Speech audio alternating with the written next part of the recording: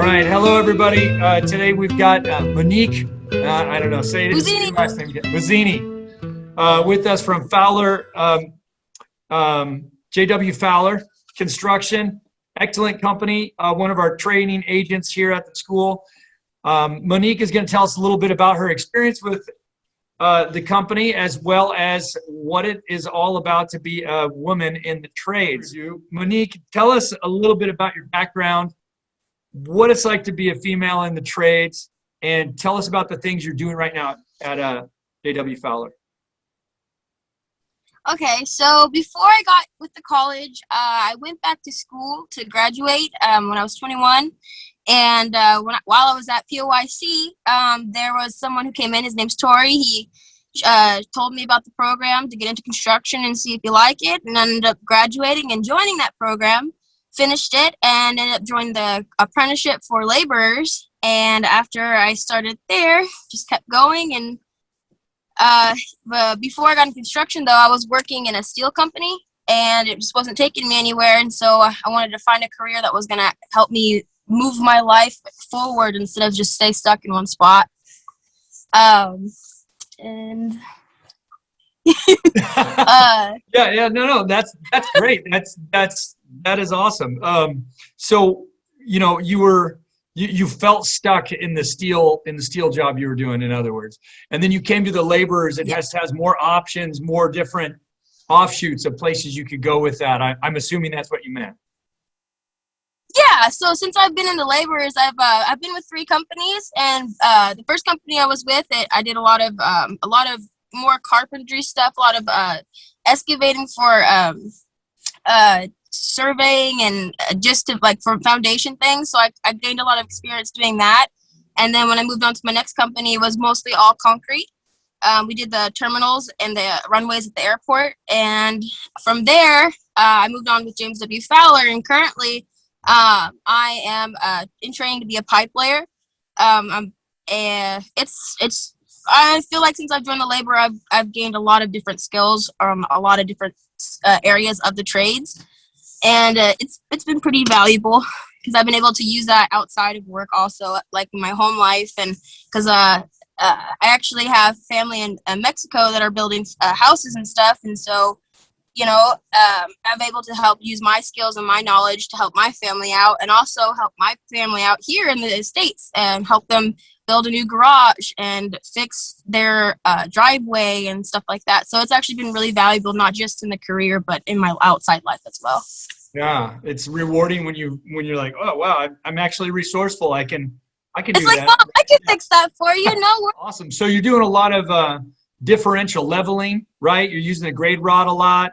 So you've been in the pipe lane. Of course, you're using different types of lasers. Yeah, shooting grade. Sure, you're making grade.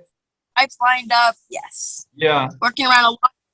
You have to be really on your feet and pay attention and know your hand signals and be really confident in what you're doing, and you have to trust the people you're working with too. It's all about the relationship you build with your operators and your actual pipe layers and how you guys can work together. It's a lot of communication. Yeah. So what are some of the pros or cons, if you will, about being female in trades? Any, or do you feel like, is there any mythology positive there, or how bad is it, or how good is it?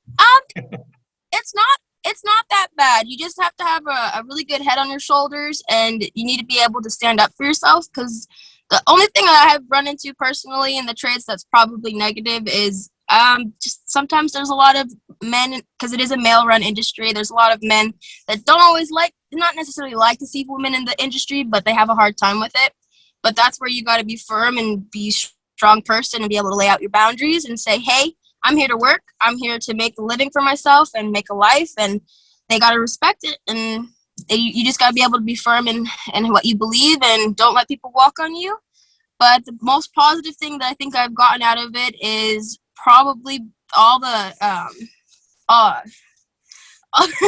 probably all of the connections I've made, because I have people from other companies that call me that I've never actually worked with directly. They've been like subcontractors, and I stay in communication with them, so that way, if I'm ever at a spot in my job where we don't have a lot of work going on, I can give a call over to my friend over here and be like, hey, you guys have some work you need done? I would like to help you guys out, and I'll probably offer like a month or two, and it helps you keep stuff going. So you open up a lot of doors by working in the field. So you're not just stuck in one spot. Like if you get a dispatch you're not super fond of, you make connections with people and you find somewhere else and find your best fit.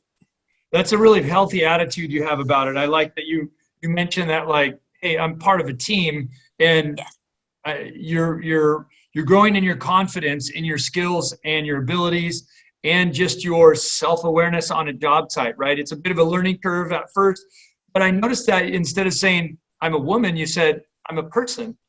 Yes. It's not a magical word, but in this world that seems relatively bipolar, you're really tapping in on it, that I'm a person, you're a person, we're here to get a job done. And that's really where it's at.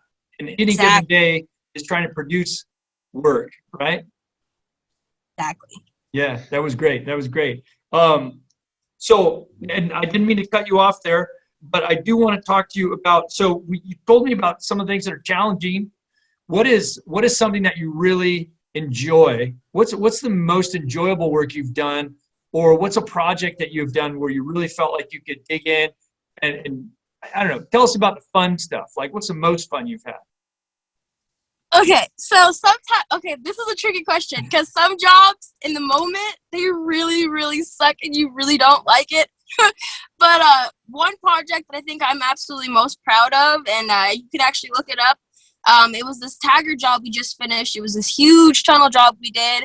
It lasted quite a few, like almost half a year, I believe, and it was in the works way before that, but when we started doing the groundwork to actually get the pipe in and do all and set rail in there and stuff, it was pretty crazy.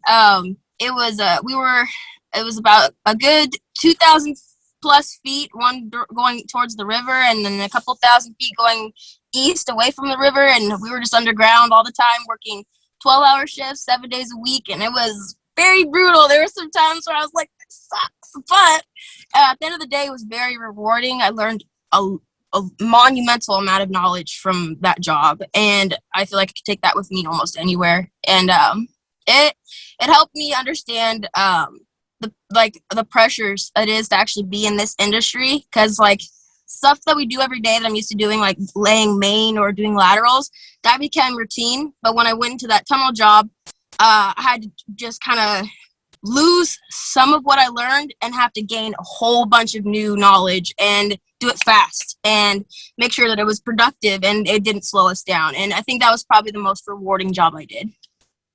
Nice. So yeah, that I like how you started that out too. You said you weren't so sure it was fun, right? But that's saying a lot about your character and your ability to identify new skill sets emerging, and you've got to go through that power curve, right? And it can be painful, but the reward is on the end there, right? Where you're like, wow, now I can take that with me. That was miserable, right? Yeah. That last pipe. All right, let's cover this tunnel. We're done. That was the best feeling ever. It was actually, I think, either 200 or 300 some odd pipes that we had to put in, and there's some that are only 4 foot, 6 foot, and they're big pipe because they were, I think, in diameter, I believe they were like 114 inches, so they were big pipe. It was very rewarding. Just under 10 feet in diameter. That's big stuff. And yeah, it gives you, it can be a little unnerving, right? Some scary moments, you could get pinched, or all kinds of fun, not so fun stuff can happen. But I've had so many jobs that I am just hating life when I was in them. And then when I get out, you're like, I know how to do that, and I'll never make those mistakes again, or, fill in the blanks. But yeah, that's great. That's what it's all about. Learning by doing. Right? Truly what you're doing as an apprentice, right? Tell us a little bit about the tuition. Tell us about the tuition in the school, the program here. How has that benefited you, and how's it helped you in your life, your life goals?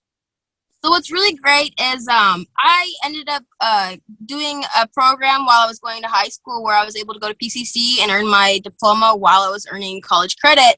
And I got to the point where I was like only a couple credits away from graduating high school and having an associate's and at PCC. But I was seeing that, you know, I'm partially paying for my college, and there really wasn't much of a career path afterwards. And, you know, college is good for some people, but for me, it didn't really have much direction for me. I didn't know where I was going to go, so I ended up stopping that and then going back to a different POIC to graduate, right? And when I got into the college and I found out, 1, tuition is free. 2, you get a job out of it because it's part of the program is to gain work hours while you're also doing your schooling. And I absolutely love that because I'm a hard worker. I love to go to school. I love to learn, and it was free. And it was probably the best thing for me at the moment too, because I'm helping support my family while worrying about if I can afford to continue my college education and further my career. But this was a 2-in-1 thing for me. So it was free, and I got education while I was at work. So it was just perfect. So, and again, being at work means a paycheck, right? So you're getting paid while you're going to school, yeah? So, yeah, that's huge. Huge. It makes it a little easier to go to school, right? That was my biggest problem when I was going to POIC is that, I'm not POIC, PCC, excuse me, is that I was going to work while I was going to school full-time and having to pay bills and pay for my college. And I was like, you know, this is really difficult. But since I joined the Northwest College Construction, just the fact that where our tuition's free, but I'm able to work while technically still being in school, it's just amazing. It's been a life changer. Excellent. That is what we like to hear. What can you recommend to another apprentice or a person who wants to come in to the trades, whether it's doing what you're doing or doing another program or coming to the college? What would you recommend? Something to help them prepare mentally. I think if you want to get into the trades or the college or whatever your path is, whatever your passion is, just be dedicated, work hard, and just remember that, you know, you don't have to be some big burly person to be able to do the same work that they can do, because, you know, you can be both soft and hard, and few have mastered both. And, you know, sometimes women think that, oh, since we're women, we can't do certain things that men can do. Trust me, we're more attentive sometimes, and we can get stuff done the same way. And you shouldn't let anyone else's opinions deter you from doing what you want to do, because at the end of the day, it's for you. And if it makes you happy and you love doing it, rock on. Right on. Something came to mind before we close out here. If you don't mind me asking, how much are you making right now in your job? Currently I'm making $32 an hour, including my fringe. Mm-hmm. Not bad. Nope. Not bad. It's really nice, actually. It's my mom's a little jelly. I'm making a little bit more money than her last year, so she's not.